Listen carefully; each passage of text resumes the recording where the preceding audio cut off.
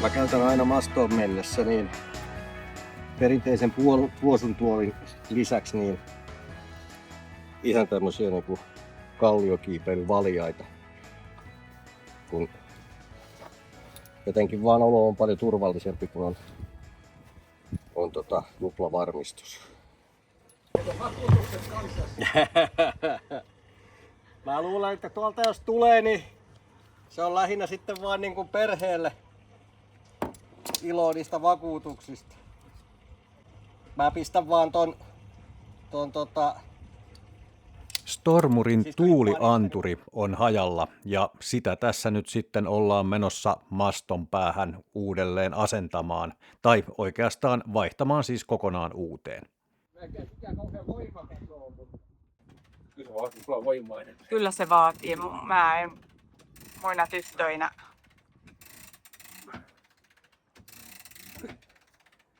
Ja kuumana päivänä, niin onhan tää nyt kamalaa.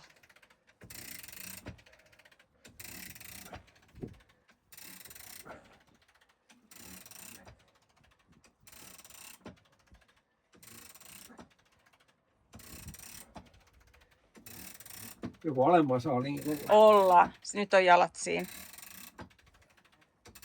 Mä katson. Ja. Pidä vaan jalkoja salingilla, se vähän keventää sitä. Niin. loppuu verenkierto jaloista. Joo.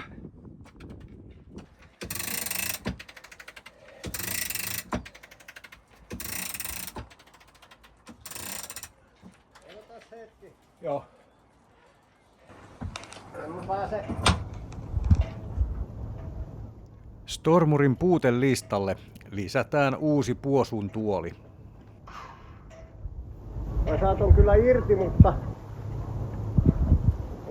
en mä pääse kiinnittämään Tuo nykyinen puosun tuoli on sen verran löysä, että se puristaa ikävästi jalkoja ja takapuolta ja estää verenkiertoa, kun mastossa keikkuu pidemmän aikaa. No niin, mä tulisin alas pikkuhiljaa. Selvä. Sanot vaan koska. Ensi viikolla.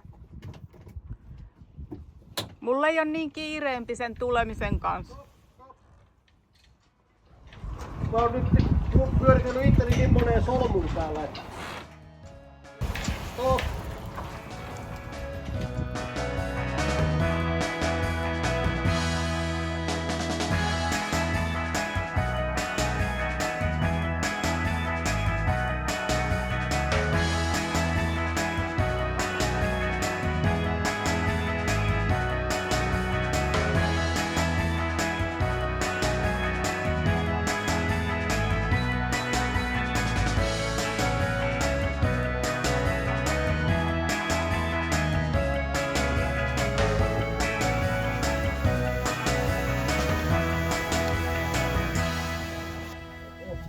Se menee 2 kertaa köysi tänne. No niin. Äijän vinssaaminen mastoon on kovaa hommaa. Onneksi seurakaveri tuli ystävällisesti auttamaan. Joo. Ota vielä yksi. Pystyykö pitää? Pystyy joo. Ota sit vireä. Ota painot. Joo. Noniin, siitä. Ai. Ai. Kevottiko? Hei.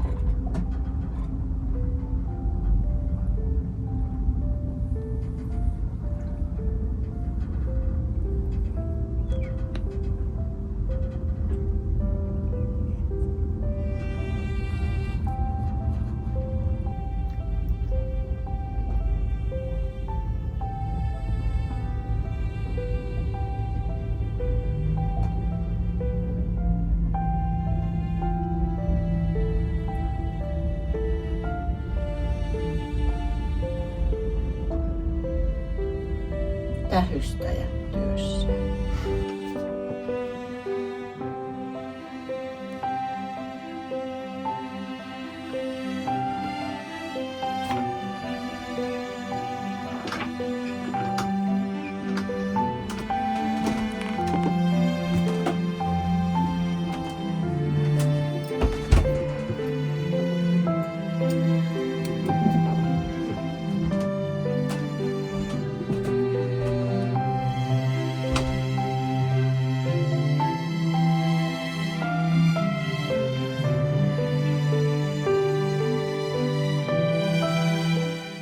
Myöhäisellä iltapäivälähdöllä me ehdittiin sopivasti vielä ilta-auringolla Kaskiksen Ankkurilahteen, jossa jo muutama muukin paatti oli.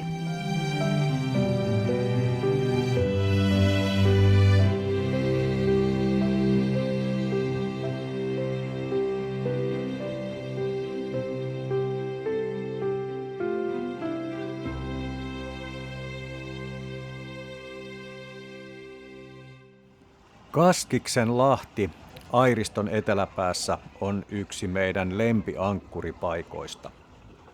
Myös Jade ja Amel viihtyvät täällä, koska me päästetään kissat vapaaksi kannelle, kun ollaan ankkurissa.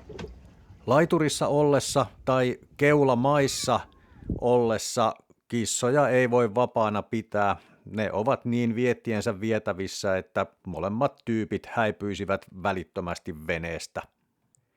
Jade kylläkin on 2 otteeseen jo elämänsä varrella pudonnut ankkuroidusta veneestä veteen. Eipä sille näytä mitään kammoa noista sattumuksista jääneen. Miksei kukaan kysy, jäikö mulle? Jäi. Masa kun ei ollut se, joka oli hyppäämässä bikinit päällä mereen sen kissan perässä.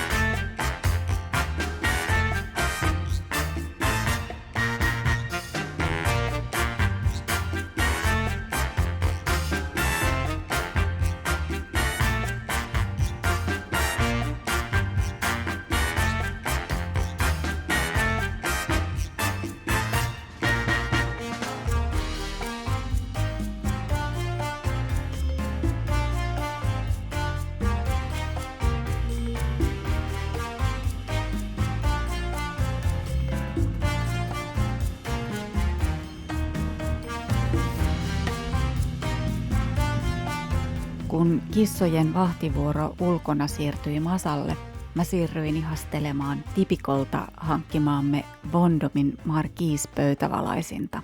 Sopii ihan älyttömän hyvin veneelle.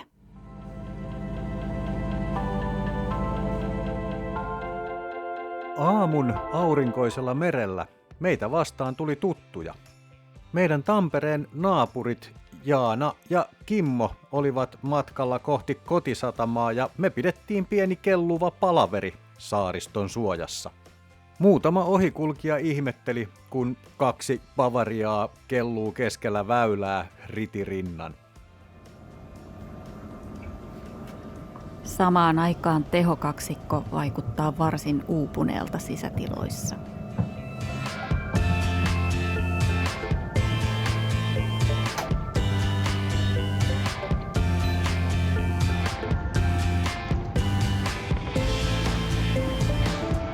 Nyt kun nämä helteet lopulta saapu saaristoon, niin me ajateltiin, että nyt loppuu suorittaminen, kaikenlainen suorittaminen. Mentiin, mäpäs kuvaan välillä hyljettä.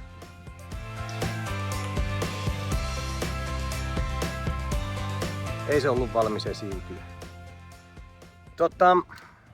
Niin nyt tosiaan kun on nämä hienot kelit, niin ajateltiin, että ei viittitä suorittaa yhtään.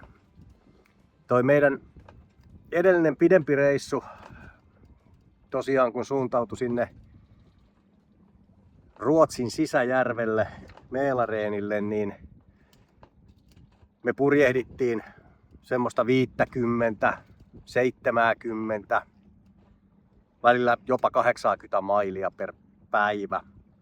Ja se rupesi jossain vaiheessa sitten jo käymään vähän niin kuin työstä, koska se ei ole mitään avomeripurjehdusta. Avomerellähän se menee ihan niin kuin heittämällä tommoset matkat, mutta saaristossa se tommonen 70 mailia päivässä on jo ihan työntäyteinen purjehduspäivä. Nyt mennään kaikessa rauhassa.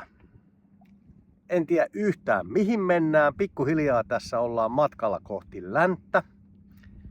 Tuuli on tämmönen 4-5 metriä sekunnissa suoraan perän puolelta ja vene kulkee sellaista 3,5-4 solmua eteenpäin. nautiskellaan lämmöstä ja kesästä ja maisemista. Porukkaa on tosi paljon liikkeellä, kiva katsella ohikulkevia veneitä.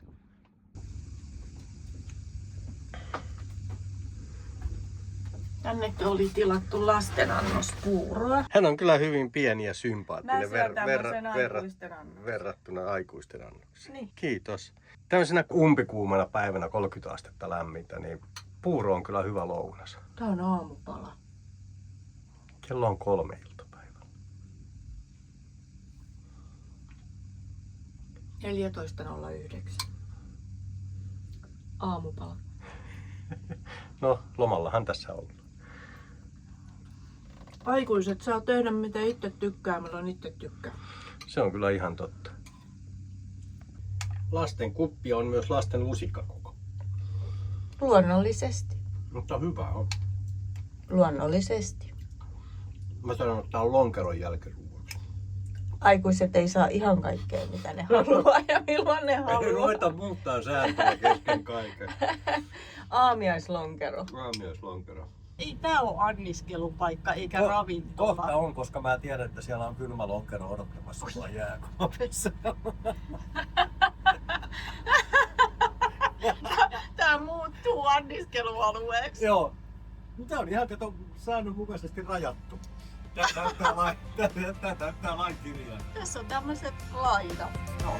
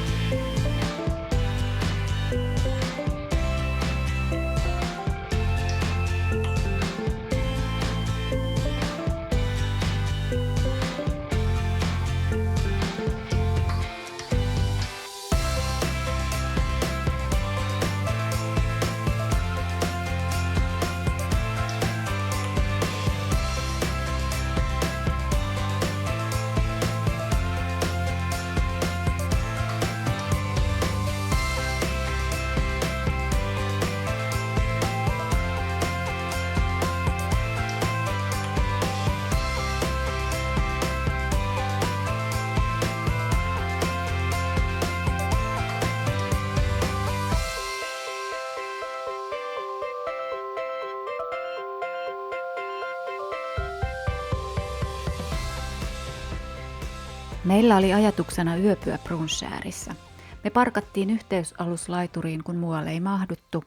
Toki tarkistettiin ensin aikataulut, ettei yhteysalus ole ihan heti tulossa. Brunskärissa on heti laiturilla hyvät ohjeistukset ja kartat, miten paikassa toimitaan. Brunskär on keskiajalta peräisin oleva kylä, joka käsittää kaikkiaan 300 saarta ja luontoa Korppoon alueella. Saari on yksityisomistuksessa, mutta vierasveneet ovat tervetulleita ja pikkuisen palveluitakin saarelta löytyy. Kävikö puodissa? Kävi. Et ostanut mitään. Vielä.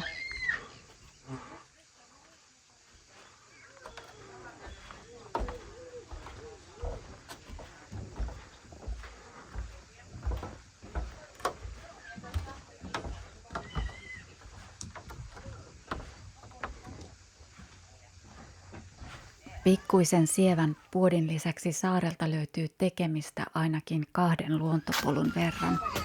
Ja laitumella tapaa kesäisin laiduntavia eläimiä. Nyt etäällä näkyi ainakin lampaita ja jäinkin miettimään, että ollaankohan me joskus tavattu täällä hevonenkin.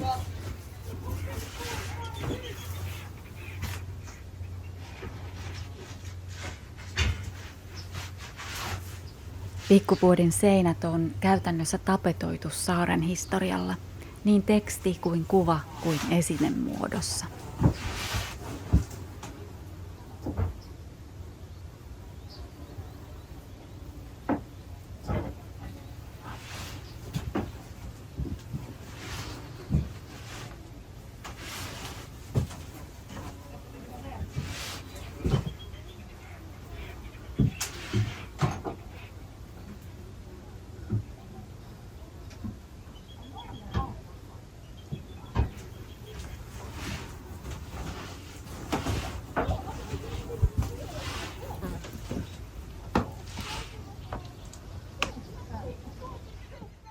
Saaren historiaan kuuluu kuuma ilmapallosattumus, kun ruotsalainen seikkailija S.A. André palloili vuonna 1893 vahingossa Ruotsista Suomeen, päätyen läheiselle Eskörenin saarelle ilmapallon jatkaessa matkaansa.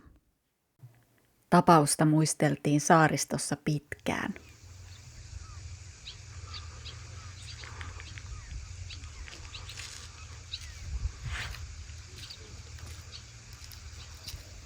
Me tuumattiin siinä hetki ja päätettiin sitten kuitenkin lähteä etsimään yöpaikaksi jotakin sopivaa luonnonsatamaa.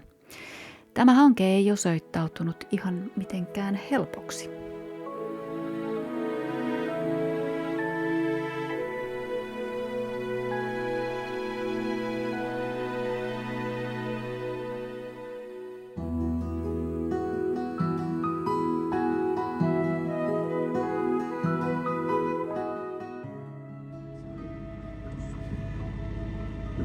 Mä katson sitä tavallaan tosta. Mä haluaisin... Ei se näy tästä, se on takana.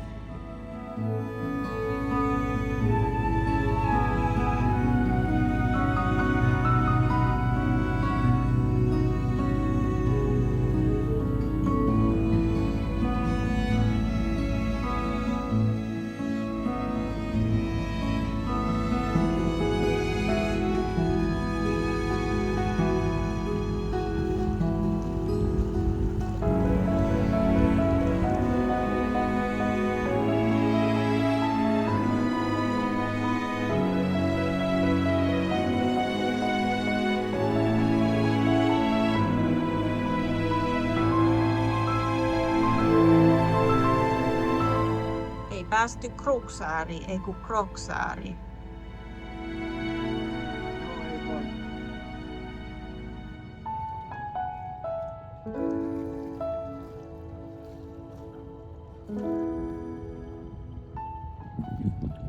Redsääret taitaa kans jäädä haaveiksi. Samaten kuin toi Tronin toinen paikka.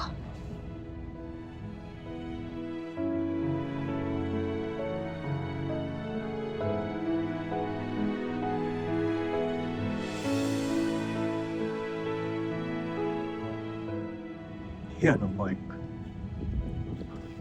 Tosi hieno.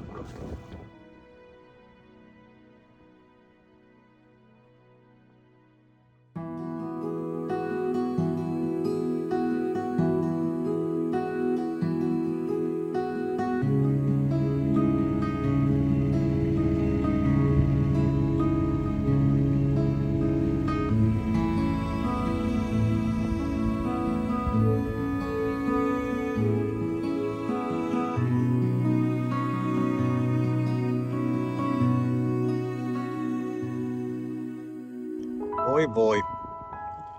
Sinilevää ihan perkeleesti. Kivan näköinen paikka.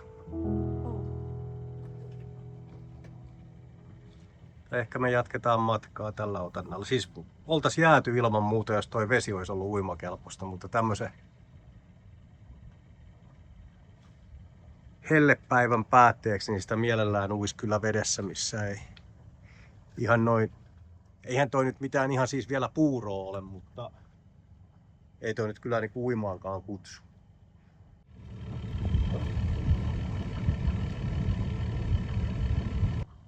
No nyt näyttäisi järkevämmältä paikalta. Tohon päästään aika nätisti.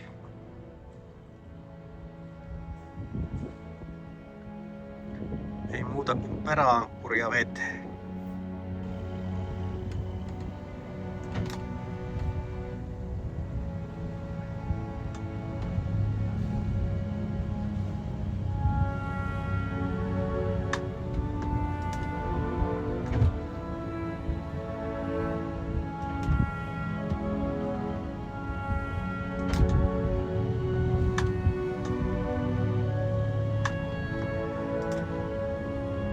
Mitä sanoit?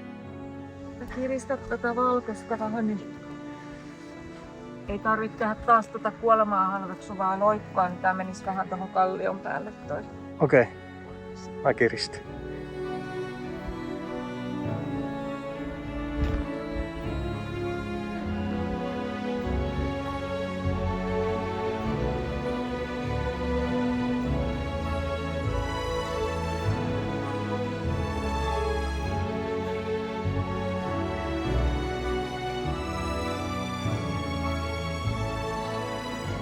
Kun vene saatiin teurottua kallion kylkeen kiinni, oli aika ihastella tätä aivan mielettömän hienoa luonnonsatamaa. Paikka on suojaisa, vesi on kirkasta, pohjassa on hyvä pito ja rannassa on riittävän syvää. Täydellinen paikka peräankkurointiin.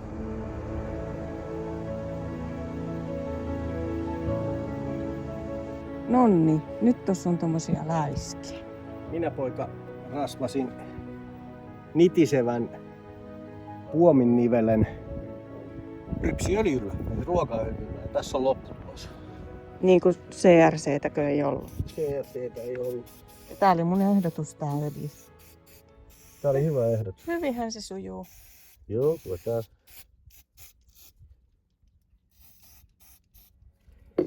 Tää rasvan poisteella lähtee. Miksut pärjää Tai ainakin leviää. Mä tulin kattoon, onko täällä joku hylje, kun puhisee, mutta... Kun loiski. Ei kun puhisee. Kyllä tää on elämää. Kuinka lämmintä on? Tosi lämmintä. No mä olisin vähän niinku statistiikkaa toivonut. 22 astetta näytti. Eli jääkylmä. Ei oo.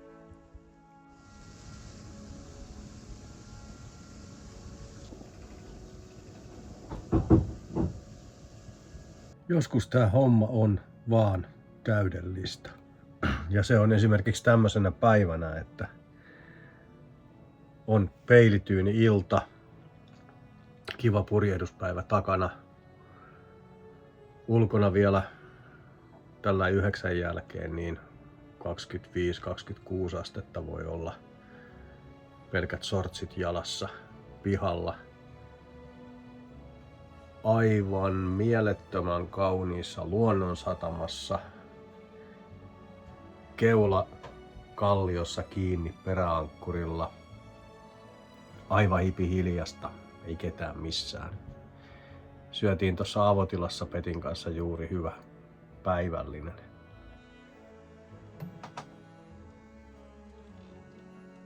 Täällä on ihan tällainen trooppinen lämpö. Jade ja Amel on meillä täällä ulkona omissa kopissaan, koska ne painelee tonne saareen, jos ne pääsee vapaaksi tuohon kannelle sillä lailla, että keula on rannassa. Kyllä Suomen kesä osaa olla sitten kaunis. Tässä on mukava juoda skumppaa ja kuunnella luonnon ääniä ja katsella ihan mykistävän kauniita maisemia. Tää tuntuu taas kerran siltä, niin kuin olisi yksin koko maailmassa. Mä oon täällä.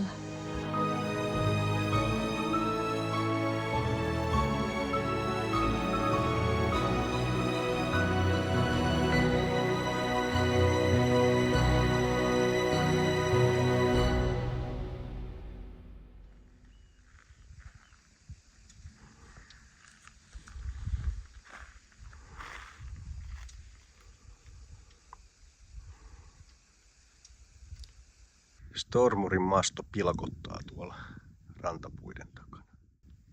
Täällä on todella kirkasta vettä.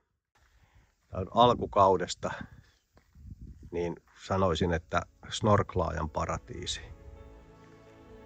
Nyt tonne ei viitti mennä pidemmäksi aikaa johtuen sinilevästä.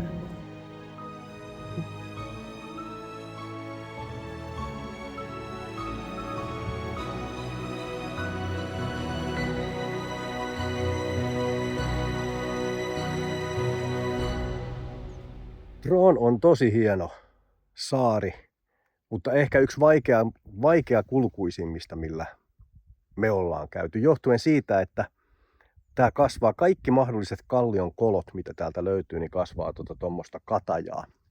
Ja täältä ei meinaa niin kuin yksinkertaisesti löytää sellaista reittiä, missä pääsisi etenemään. Täällä on paljasta kallioa näennäisesti paljon, mutta sitten ne on semmoisina saarekkeina, minkä välissä on sitten aina pitkät matkat tuommoista niin kuin kainaloihin ulottuvaa katajikkoa. Täällä on niin vähän liikennettä, ettei täällä ole kulun. Joo, me ei olla löydetty Polkua. yhtäkään polkua koko saarelta. Todella upea paikka täällä. Voi sanoa niin kuin keskellä ei mitään. Kallioluodot ympärillä on ihan mielettömän hienoja.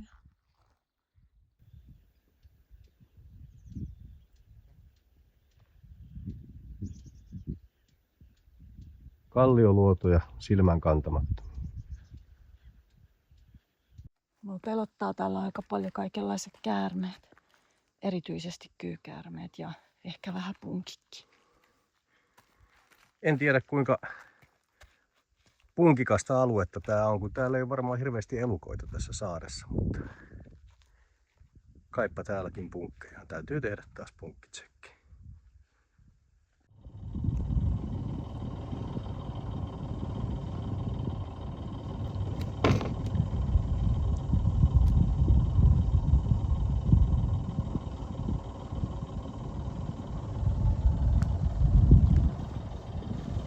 Pääseksä sä hyvin? Enkä huonostikaan. Mä pääsen ehkä nyt kotiin.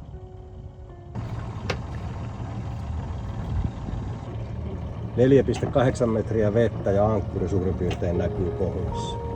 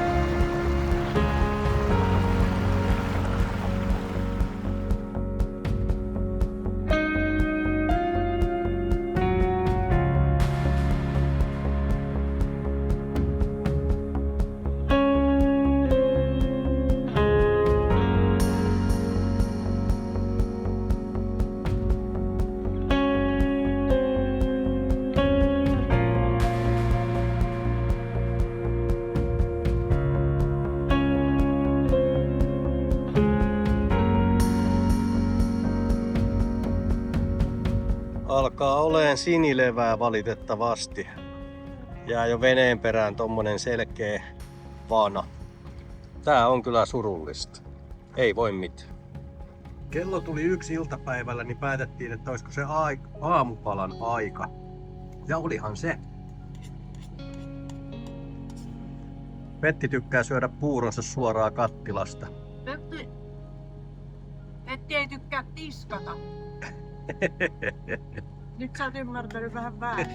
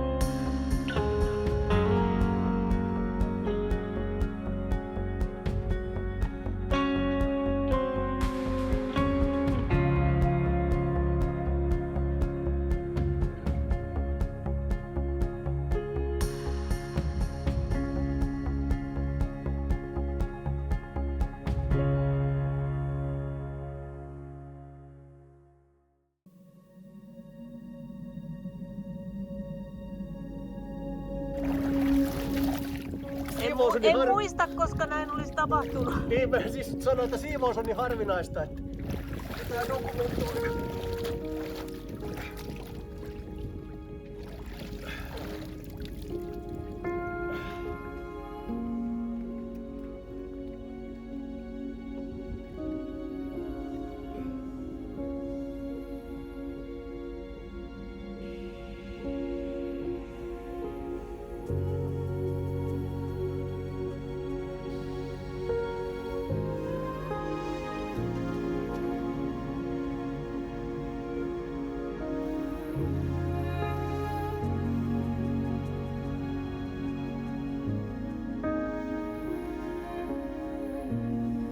Tää on veneen mukavin purje.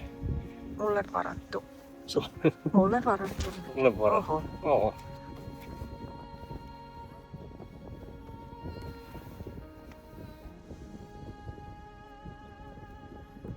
Kyllä tää tuntuis toimivan.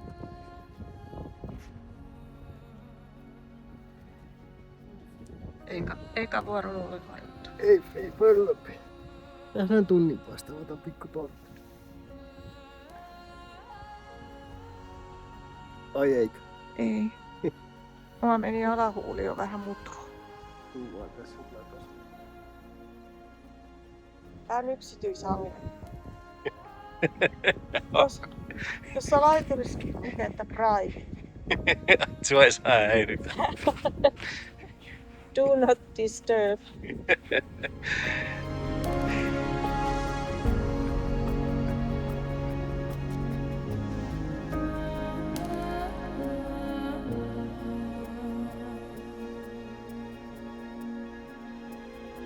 Virittelin riippumaton itselleni tuohon keulakannen päälle, mutta en mä saanut siinä olla kuin minä.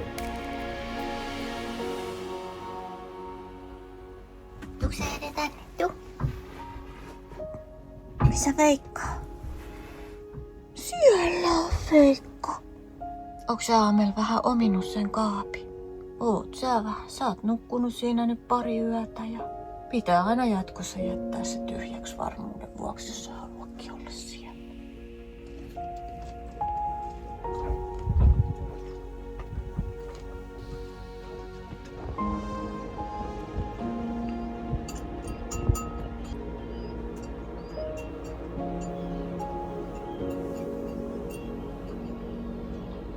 Jade ja Amel vaativat taas kerran päästä ulkoilemaan. Linnut ja linnunlaulu puhuttelevat niitä suuresti. Eikä naapuriveneiden touhujenkaan seuraaminen ole niiden mitenkään erityisen vastenmielistä puuhaa.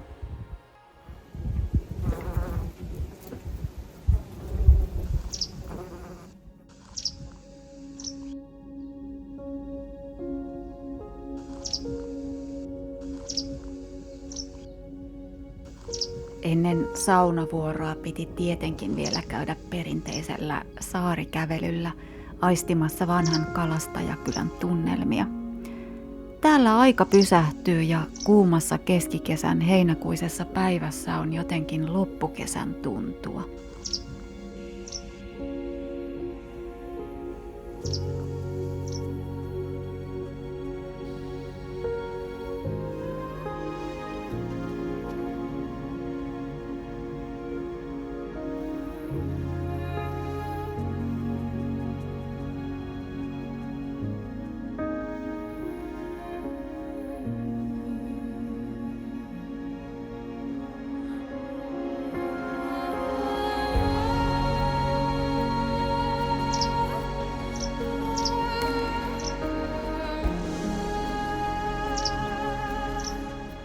Kuuman purjehduspäivän päätteeksi.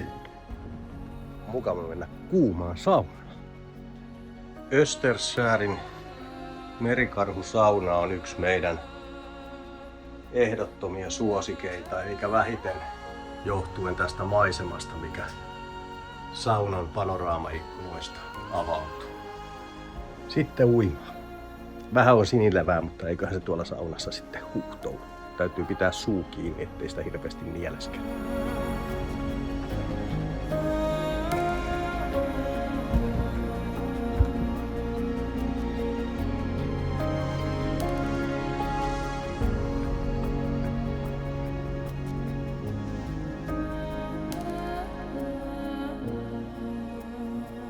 Saunarannassa oli hauska seurata hyvän tuulista ahvenanmaalaista pikkupaattia, jonka kannella soitettiin haitaria, kun he kulkivat Östersärin edustan ohi.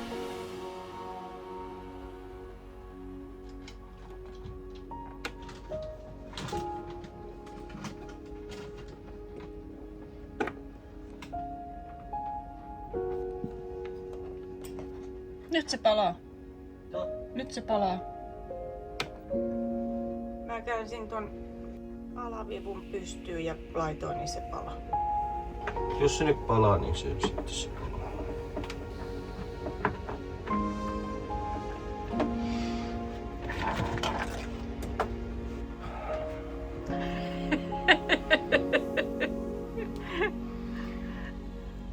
Ai niin Perkele näitä vehkeitä, kun nää ei meinaa pysyä läjässä. Ai niin kun ottaa työkalut esille, niin sit jo tapahtuikin joku ihme. Ei se oli ihme. Mikä se oli? Sulakepesälöys. Sulakepesälöys.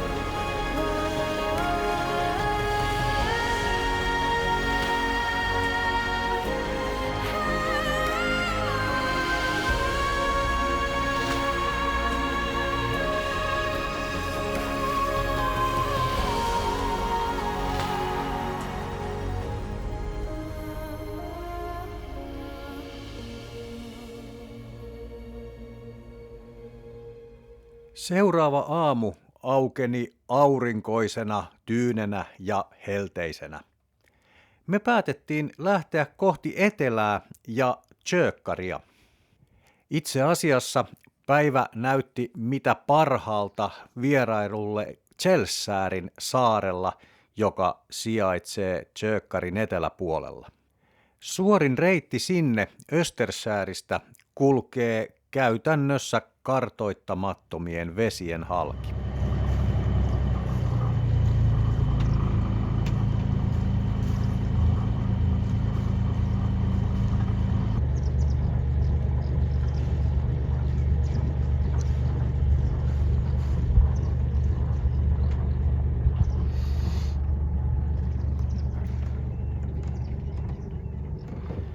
Östersäärin kyläsataman läpi menee itse asiassa epävirallinen reitti.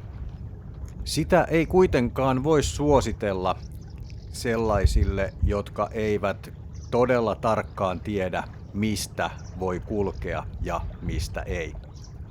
Reitti on merkitty, mutta metrinkin poikkeaminen tarkalta reitiltä johtaa auttamattomasti pohjakosketukseen. Me olemme tästä kulkeneet Stormurilla monituista kertaa, mutta siitä huolimatta joka kerta, kun tästä läpi ajaa, huomaa valpastuvansa normaalia enemmän. Me mennään aina kieli keskellä suuta, hiljaisella nopeudella.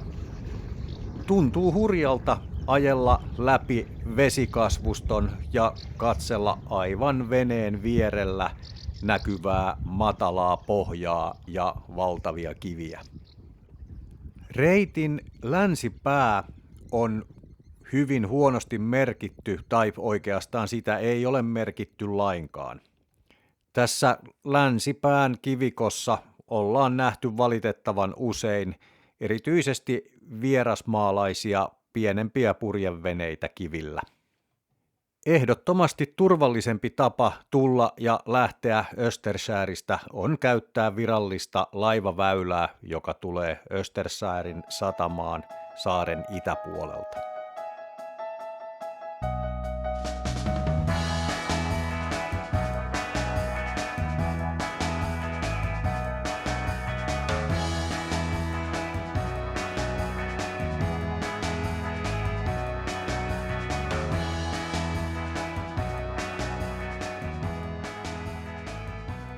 Tämmöisellä kelillä toi paperikartta-navigointi, vaikka on vähän haastava paikkakin, niin on kyllä sillä lailla aika rentoa, että toi nyt esimerkiksi tuossa takana näkyvä luoto, niin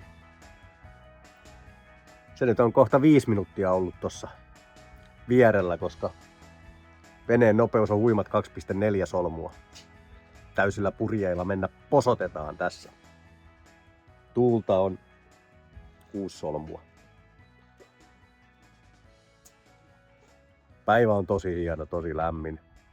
Veneitä on ihan älyttömän paljon liikkeellä. Kohta me puikataan täältä luotojen välistä tuohon syväväylälle ja tuossa menee ihan jatkuvana jonona noita purjeveneitä. Päästään liittyy niin sanotusti valtavirtaan. Tää on jännä paikka tää Tjökkarin itäpuolella oleva saaristo. Täällä on tosi paljon semmosia merimerkkejä, mitä ei ole missään kartoissa. Täällä on siis tiettyjä karikoita on merkitty vanhoilla betonisilla kummeleilla. Sitten täältä löytyy saarista löytyy linjatauluja. Niitä ei ole missään virallisissa kartoissa. Mutta sitä mukaan kun me ollaan täällä kuljettu, niin me ollaan aina merkitty sitten tuohon paperikarttaan niitä itse. Ja tässä vuosien varrella tämä kulkeminen täälläkin on sitten muuttunut aina jotenkin niin kuin varmemmaksi, kun noita paikallisten merkkejä ja vanhoja merimerkkejä on saanut kartalle laitettua.